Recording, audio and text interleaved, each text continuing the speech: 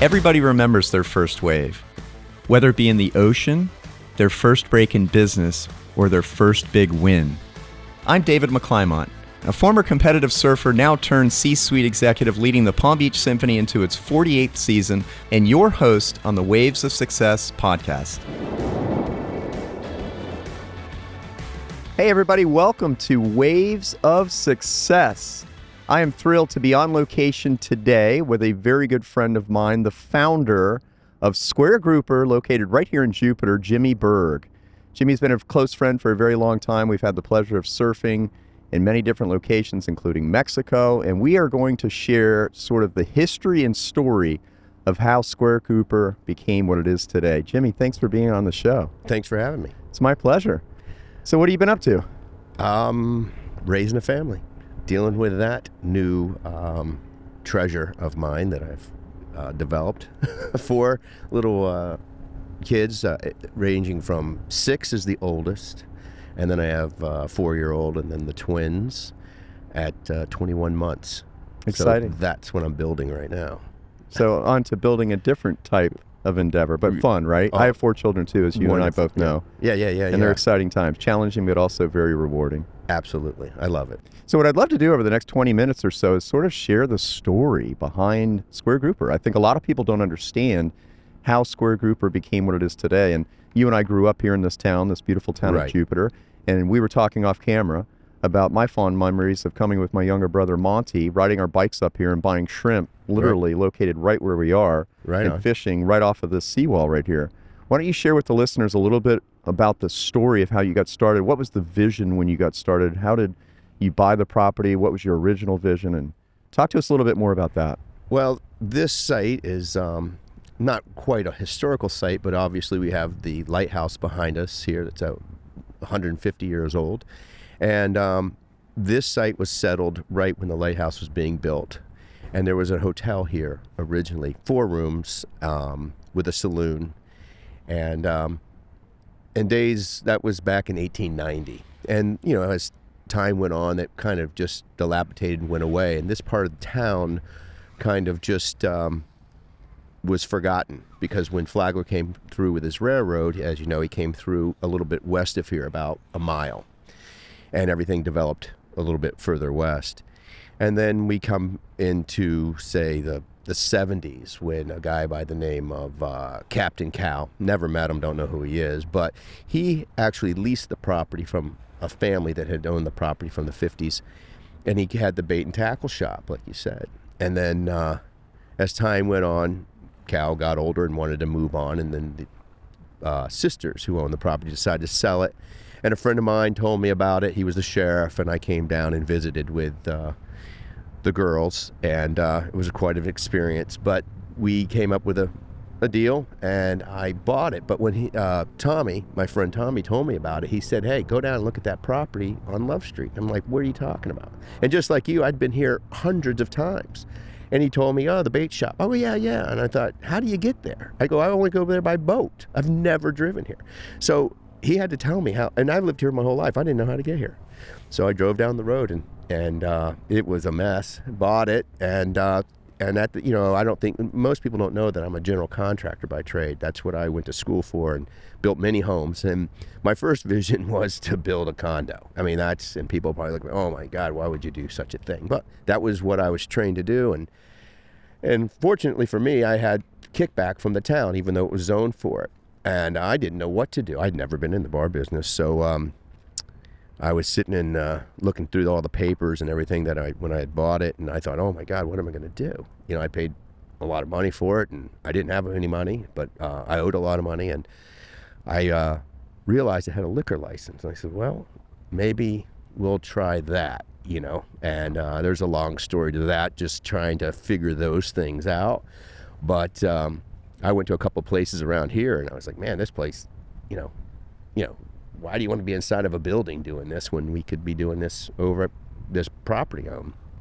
So I built this, I kind of converted the bait and tackle shop into still keeping bait and tackle, but we just started trying to push more alcohol and more beer and wine and everything else. Got a liquor license, and fortunately for me, I had a good friend I still have a good friend, Alan Jackson, who's loved the place. He said, "Hey, man, I'm going to come over and sing some songs," and I said, "Why not?" And he did, and that really put us over the top. That was within the first 90 days of us opening, and at the time, I really had no idea what I was doing. None. I mean, I knew business, being a contractor, but I had no idea how to run a service business like serving alcohol and beer. And I think that's your background, and you know a lot about it. And at some point, I actually had to reach out to you, come crawling, and like, what do we do? And we've applied a lot of the my business stuff that I've learned in contracting to the restaurant business. And a lot of people that have been in the restaurant business a long time are like, why are you doing that? I'm like, because, that's the way I was taught or learned how to conduct business. So let me interject just for 1 second and talk about a couple of things that I think you brought up that are really fascinating. One is, I remember growing up and there were two developers in our area, Palm Beach County, by the name of Burg and DeVosta, right? Right. So you sort of followed in those footsteps from a development standpoint. That's correct. And that was your original vision, wasn't it? To sort of multi-divide this, to go vertical. Go vertical, yeah. So then all of a sudden you buy it.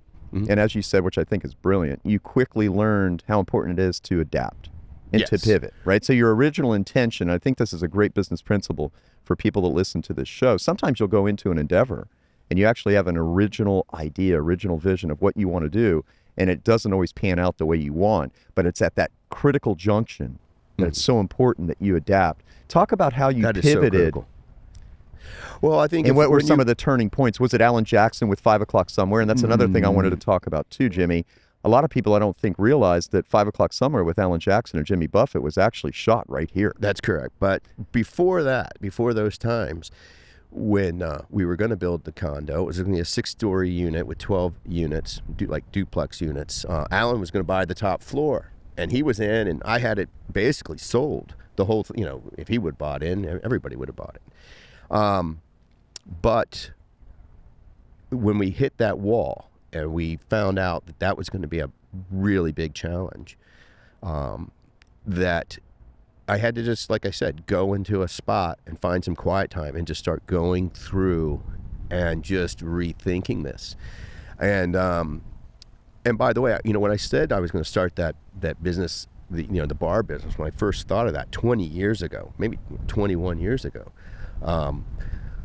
it sounds exciting. Everybody wants a tiki bar. I mean, that's great. But I had no idea how big it would get. I just thought, Jupiter 21 years ago isn't Jupiter today. And it was just a small little 3-horse town. And I'm like, man, that's not going to make, that's not going to make a living there. I'm just, maybe we'll stretch it out for a while and I'll come back and make the big money on the condo. And, but I just found that quiet time, and you have to just start thinking out of the box. I mean, you're forced to think out of the box, but you've got to accept it and, as hard as it sounds, enjoy that ride and go for it. But I lucked out. I had a lot of luck on my side.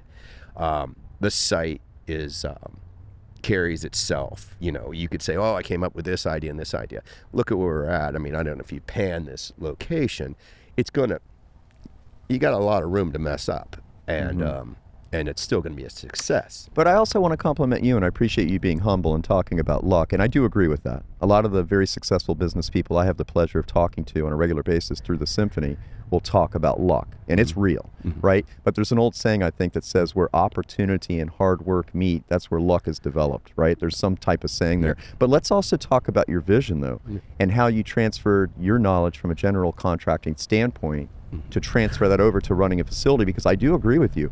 If you look at my background, I was in finance, then I managed Bear Lakes Country Club, then I went to Loggerhead Marine Life Center, now I'm at the Symphony. Once you start to understand the business principles, they can be transferable. So talk about how you transferred that knowledge of general contracting into running a food and beverage facility. Well, as you know, in the food and beverage industry, maybe not as much where you were at a country club, but in small mom and pop ventures like this, a lot of stuff is handed over the bar or consumed behind the bar, and schedules aren't in stone and things of that nature. Well, we as we grew, we stopped doing that kind of stuff. You know, at first I didn't know, so I listened to people that were in the industry at that level. As we grew, I was like, man, this isn't working. You know, so-and-so calls out, we bring this other, we have all A players in the game now, but, you know, certain personalities work better at certain times and things like that. So I wasn't down with that, you know, because we wanted certain players. This is a huge orchestra. I mean, people got to play together, work together, and it's pumping, and it gets really intense. This place goes off. I mean, it's crazy. You have 10 to 12 bartenders working together at one time, and you've got to have, and then you've got 4 bar backs, and then you've got door staff, and you've got, may have 30 employees just working the bar at one shot. It's crazy. So with that said, did you find similarities then between building a home? Yeah, right? So yeah. if you're building a 10,000 square foot home, Yeah. you have a whole bunch of different carpenters and you have all of the electricians and the plumbers. You have to orchestrate that, don't you? Absolutely. You can have the drywall come in until the electric and plumbing and Right. HVAC is complete and all your, low voltage stuff. So we started just applying some of those things, and one of the things I've learned, it's a lot easier to say no than to define what yes is. So like when uniforms come along and people are saying, well, I want to do this and this, and it's like finally you're like, yeah, it's just too hard to define what a yes is.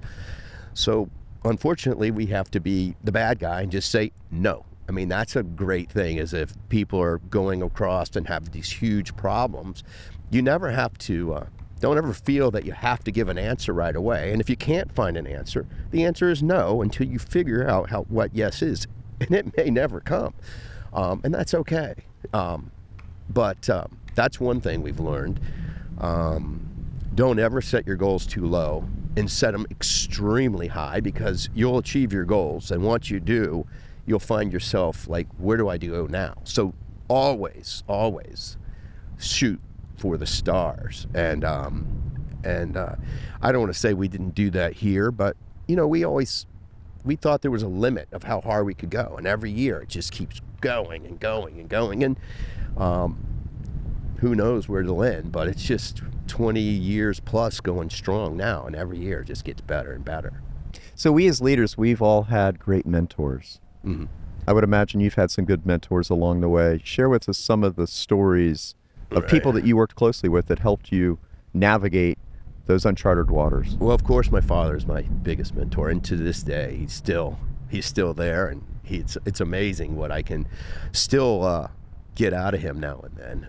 It's just that old school hard knocks, wisdom that is just always there. And some of the things that I say, I don't even realize. I know they came from him, but it's just amazing to have him in my toolbox at all times. Literally. And now I can't get rid of him because I have the grandkids. He's there all the time, so I get more than I want. But he's great. He's awesome. So I got him, and I could, we could talk hours of all the stuff that he has lended me and given me and handed down to me.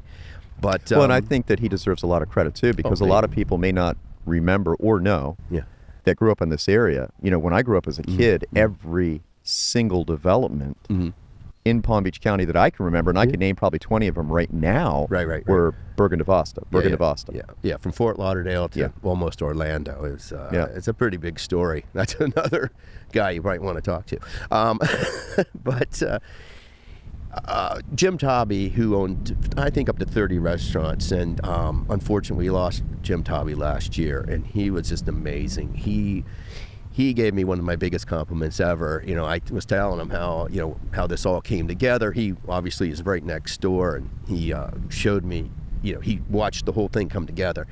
And I was coming to him when we expanded the kitchen. I think you were, I was kind of consulting with you at the time, and I said, man, maybe I should have done this, I should have done that, and he said, we were going back and forth, and I said, man, I probably could have done a lot better. You probably would have done a lot different and a lot better, And he said, oh, no, Jimmy, no.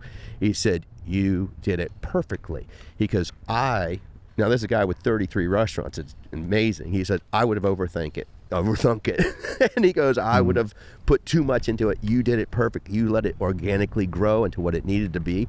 That wasn't by design. That wasn't because I was some wizard. That's just because I just was busy building houses, and I just did it as needed. And he just said, you've done no one else could have done it that way, because they would have tried to rush too fast, and you just let it grow over the years in a way to make it what it is today. So how do you manage that? We talk about that a lot on this show. We talk about analysis paralysis, right? Mm-hmm. So I think there's a crossroad between people that are very visionary. So you're very creative, very visionary. You can think really big. I love what you said about set your goals really high. I'm a big believer in what they call BHAG, which comes from Good to Great, Jim Collins' book, Good to Great, which is big, hairy, audacious goals, huge goals. But how do you manage that creativity and not getting into the vortex of analysis paralysis, which if you look at this gorgeous property, especially when you expand it, I would imagine that you could have started thinking really big and then you get into that analysis paralysis. Talk a little bit about that. Well, as far as, my background in building, and I love to build nice custom things. And I'm hands-on. So a lot of this stuff we've done ourselves, me and carpenters and whatnot. And it's a great thing to be involved with and have that talent to do that, those things, and find materials and the correct materials and the weight and certain things.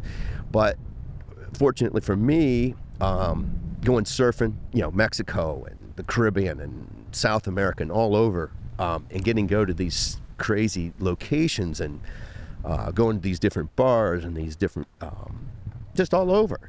I brought a little bit of each of one of those locations back. So every time we ran into something, I would think back and research or whatever. Oh, let's take a little bit of this, or let's take a little bit of that, and we would use those designs or those concepts, or I don't want to say they're concepts. Most of that stuff was built out of necessity years ago. So, for example, like in the British Virgin Islands, I sat at a bar, and it just had this old, massive mahogany top, and I thought, man, this is pretty cool. And I started realizing that top was hundreds of years old, and I started talking to the people there and the history of that, and they were like, oh, they would bring the ships over, dismantle the ships, and use the ships to build their homes. That's what they did, and then they were there. And so, for our bar top, I did the same thing. I just did a giant, actually it's made of Ipe, and then we soaked it in rum. So we have a rum-soaked bar, and with 151, and we lit it on fire in the bar, and we kind of broke it in that way, so to get the oils out. So we just kind of pulled those different ideas from all over and made it work. Talk a little bit about your culture here, because I think that also drives productivity and profitability within any organization, and it's not easy. Right. You and I've talked about that before. Right. A lot of the people we have here, we're kind of unique in the fact we don't have much turnover, and we have like a family situation. And some of the people who have left because they've gone on to bigger and better things, and they still come by. We support them, and we love them, and we just and the culture is just one of our things are, like, if you mess up, just own it. No one's going to get, just own it, learn on it, and move on, and let's just keep moving down the road. There's nothing worse than a complainer or someone that points fingers. Just own it. I've had people own up problems that aren't their problems. Like, wait, we're taking this a little too far, but let's just figure it out. Let's go. And that's, I don't know if that's a philosophy or something that we have here, but that's one thing. Well, let me interject for 1 second. I think that's actually a great piece of culture, because what that creates is creativity and risk-taking. Right? So if you empower me to be able to go out and take risks, and as long as I understand that if I do take that risk and it doesn't go well and I fail forward, then I raise my hand and say, Jimmy, I'm so sorry. It's on me, but at least we took that risk. Right. We try to avoid the word sorry, because there's nothing sorry about it. Hey, I'm going to take this risk, or I took this risk and it just didn't work out, or I dropped the bottle of rum and it broke, and I own it. Yeah, okay, let's move on. Don't do it again. Okay, just learn from it. And let's just keep trucking. Let's just keep doing it. So, we learn from the past. We don't live in the past. We go forward and just keep pushing. Just keep pushing a little bit every day. We stand with, being strict on, when you arrive, when you leave, everybody helps, everybody puts in. We clean the bar every night, kind of to industry standards, wipe everything down. But once a month, every employee comes to the bar, like on a Wednesday morning at 8 o'clock, and we do a deep clean. And that includes everybody. That's bartenders, everyone. And everyone shows up, and we clean the parking lot. We clean, we just go for it and get it all done. And it does two things, cleans the bar, keeps everything sanitary and all that, but it brings everybody together at one time. And we have our meetings, but it also gives everybody the opportunity to work together with people they don't always work together with, even though they're on the same team trying to create this, going to the same goal. So it keeps people together. We don't have the opportunity to do these excursions and go off. We've talked about it. We'd loved everybody to go do some kind of building thing. We're only closed Thanksgiving and Christmas. So we can't take a week off and say, everybody, let's load up and go some great location and go surfing together. It doesn't happen, So that gives us an opportunity to get together and do those type of things. That's where we're at with that. Talk to me a little bit about numbers. Obviously, in a business standpoint, numbers are so important. And without getting into the weeds, we don't have to get granular. But, right. Let's talk a little bit about how much this place has expanded. If you come here, and I've been here on a couple of occasions in the past couple of weeks with my brother Monty or some other people, it is unbelievable to see the volume of people that you have. How many people do you have on a Friday night or Saturday night ballpark? I'm not sure the numbers. What's funny is the place has not expanded, the actual footprint of the place, but it's just become more popular. And I believe the reason why it's become so popular, it was popular before COVID, but COVID, we went through that phase, but we're all outdoors. We don't have an air conditioner on here. So that's I feel people feel more comfortable being here outdoors, even though there's a lot of people. So that kind of, bumped us up a little bit. But even, let's just, forget the COVID thing. Prior to that, I mean, when you're sitting in Ohio or St. Louis or some place, not Florida, I mean, if I lived there, this is what I'd be thinking about every day. How do I get under the palm trees? I don't want to go inside of a building.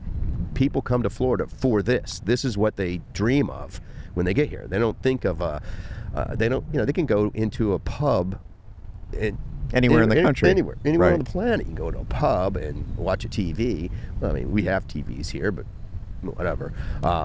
But this is all outdoors. This is what they're here for. And I think, as the population of Florida grows and all that, that's bringing more people. But people just want this, and that's what we're giving them. I also want to compliment you too, because any of the times that I've come here, with it being very busy, I've never felt as though it was overly busy. Right. And I compliment you on that, because I think there has to be, from an operational standpoint, Jimmy, the ability to be able to diffuse, and you've done that very well with what I call the East Bar. You have this incredible little West Bar here. Yeah. So even though there's a lot of people here, it's still very comfortable. And there's great energy and great camaraderie. Right. I think a lot of it also is driven by music. Yes. You have great lineups of music. But talk a little bit about what you try to create recipe-wise with the culture of your patrons, your clients, your customers. Right. Well, we have a limited number of seats that we have in here. I don't know if we have, we're all outdoors, so we don't have a limited number of people. But it just... we don't want to put any more structure inside of this place so people can stand around and have a cocktail or two or three, and they move on to other places. There's plenty of other venues here for them to go to. But this is a place they come, they'll hang out here for a while, and then they kind of meander throughout the inlet village. But it does feel crowded up at the dance floor, but for some reason it doesn't feel that crowded out here. I don't know why it does that. It's just, it's a, you know, it's a big space, really. It's a lineal place along the water, so it can be, you know, we can't even see to the other side. So it's, I don't know Well, why I think that from is. an operational standpoint, though, at some point when you realized that the main property here became heavily supported, let's say, you know, very busy, then you set up the East Bar. Wasn't That's the right. East Bar the second bar that you opened? Yes. Before you yes. opened up what I call the West right, Bar right, here? Right. Well, that's just a service. Well, that bar we opened up, it kind of just grew over time. At first, we were just beer and wine. We just put beer tubs over there and had one person serving beers, and then we got a permit to build that out and do that. And the next thing you know, with the liquor license, it just kept expanding. And then eventually I had to go back and re-permit it to build a permanent structure because it was just a cheeky hut. So now it's, you know, it's got bathrooms and everything else in it. So, you know, that's one of the things that we've learned, you know, listening to the customers, you know, just watching them coming in and posting up and just monitoring their movements and watching how the flow goes. You know, like where we place the stage is, you know, it's centrally located. That's, you know, kind of a no-brainer, but really, the angle of it and how it's designed to not, we built a concrete wall behind it so it won't interrupt our neighbors. There's a lot to go into it. So we just didn't just lay this out and build it and go, okay, let's hope it worked. We sat and moved things around. And then once we figured out how it worked, and we would go ahead and finalize that. And, you know, over time, we've just cleaned the place up, basically. Like, for example, the bathrooms and the original, like, you know, we expanded the bathrooms because we needed to. And then, you know, over time I thought to myself, man, this place is blowing up. Not the Square Grouper, but this whole area, Jupiter, the Inlet Village. And in my travels, I went to a few places and I realized, man, we gotta keep up with everybody. So we rebuilt all that and made it really nice and clean instead of that old funky tiki bar bathroom thing. The bar of our clientele has kind of risen over the years. So we had to, you know, accommodate that. And all those little things add up. That's another very good business principle too, though, is evolution, right? Yeah. You have to evolve. Right. If you don't, you're going to get lapped. Yeah. Oh, yeah. And it doesn't matter what your business is. Right. And I think we've all seen businesses that get comfortable Right. or complacent in their product or service, and they don't continue to try to innovate.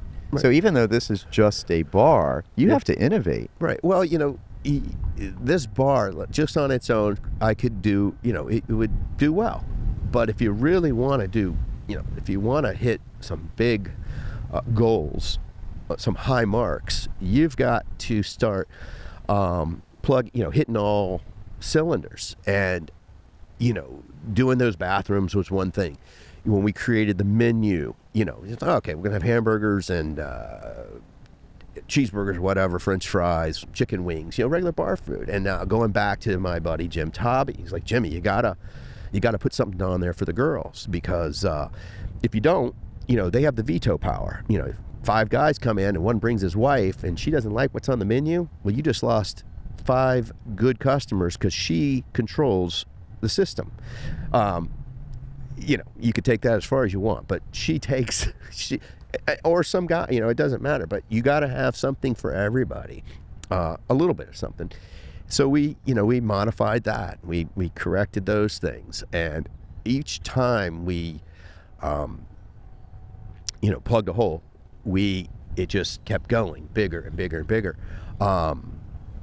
There's a lot of little things that we've changed. I love over that you the talked years. about, let me interject for 1 second. I love that you talked about listening to your customers. I think, again, this isn't one of those transferable things. Yeah. Doesn't matter what product or service you provide. If you're listening to your customers, trying to better understand what they want, their desires, their affinities, and then within reason, it has to be within reason, giving them what they want, or at least responding. Right. I know in all the organizations I've been involved in, we try to survey our patrons or clients or donors or customers. You try to talk to them, like you said, saddle up right next to them at the bar. Talk a little bit about that. I think that's fascinating. Right. Like I told you earlier, you know, you got to listen to your customers when they're not talking to you. because if they're sending you something on Yelp, they're just complaining. And, you make one guy mad, they're going to complain. You have to make 1,000 people happy to get one person to say, hey, that's a great place. So, we don't really look at that too hard. We read them, we look at them. I don't. I have somebody else do it because I'll go crazy. I take it to the heart because it's my baby. But, they read through that and they're like, that's, just somebody, whatever, didn't get their way. But listening to these people and figuring out what they want, especially on the menu, or what they want to drink, or what kind of music they want to listen to, or just different things like that. That's helped out through the years. But you got to be willing to put the time in, because you have to, like I said, they're not talking directly to you. You've got to listen to, you've got to get into the loop. And one thing about it is too, is like, we have a lot of customers, I've had, earlier in my time, a lot of customers would come up to me, you got to do this, you got to do that, you got to, everybody knows how to run a bar, especially people that don't own a bar. They really know how to run a bar. And you get the same thing over and over and over and over. Well, that's not going to work. And every once in a while it's like, okay, let's give it a shot. And no, yeah, you're right, it didn't work. But you've got to listen to all that, because every once in a while you'll hit a little piece of treasure. And that happened to me. It's happened a couple times, but one time in particular, a guy kind of found out who I was, flagged me. He said, I gotta tell you something. You got a great place, and all this. And I'm thinking, when he's gonna tell me you gotta start serving pizza or something. I don't know. And he says, I'll give you a little advice. He said, you're selling T-shirts and all that, and then he goes, whatever you do, don't ever give anything away with your name on it. He goes, if someone comes down from up north and their cousin wanted them to buy a shirt or something from your bar, because this is a destination place, if they find a pack of matches on the bar, they might say, instead of spending $20, I might just pick up this pack of matches and hand it to, my cousin or my nephew. But if you don't have anything to give away with your name on it, they've got to buy something. And I thought, and I had just ordered like a couple boxes of matches with our names on it. I mean, immediately I looked at the guy and I thanked him, bought him a drink. I was like, oh my God, you're right. We had just received all those matches. I said, throw them away. Throw them away. I did. We just got rid of them. And from that was like one of those little pieces of treasure that if you just have to listen through everything and don't blow anybody off, once you realize you're going through one of those same things, over 1,000 times, find something else to do. We have a little signal here. My door guys and stuff like that, they see me talking to somebody. If I start scratching the top of my head, they come over and tell me there's an emergency in the back. So I start doing that. And that's why I don't have any hair on my head anymore. I just start scratching my head. When I managed the club, I used to do the exact same thing. Yeah. We had a signal too with our team, and Right. our team would come up and say, you have a very important phone call. Right. You need to have those opportunities. Let's talk about work-life balance. So you and I both surf. We've had the pleasure of surfing here locally and also in Mexico and some other incredible places. Hey, a big part of how I created this podcast, as you know, was that I feel that very much like surfing, there are ebbs and flows, right? Life can be challenging. Life can be rewarding. There are ups and downs, very much like surfing. And if we think about us surfing in the places we've surfed, we have those rides that we will remember for the rest of our lives. I dream and then about we them. have the beat downs, right? The hold downs that we don't want to remember, but we do remember because they make us appreciate so much more. So talk a little bit about work-life balance, how you're managing that now with 4 wonderful children, still growing this business, and how surfing comes into that. We had talked off camera about it. Right. Well, the wave of success, are just catching and riding that wave and riding the wave of success. You got to be careful, when you're riding, you get comfortable and, your little bump or whatever can get in the way. And, and waves peter out too. You got to learn how to paddle back out hard and get ready to grind and get back in the lineup and do it again. But right now with the family, the family thing wasn't, I planned that more than I planned the bar, so, and I waited a much longer in life to do it. which is a blessing because now I get to spend a lot of time with my kids. I do. And with that, I have released, and it's taken a while, but I have some really top-notch people that work for me, and I take care of them. They take care of me. We I don't want to say we have our ups and downs, but we have our talks, and we grind it out. And it's just like when I told you, it's like sometimes when we're surfing, and I'm just sitting outside, and I'm having just as much fun watching my friends surf or watching my coworkers, do what they do. It's just as much fun as riding that wave. It really is. I mean, the joy of once you get to that point, it's just great because you're always having fun then, not just when you're riding, And so setting up the system to work for you and keeping it there balanced is critical. And you got to put value to your personal time. So, how much are you worth for me to be here doing a job that I could, that I have somebody else doing that, and to be honest with you, probably do a better job than me.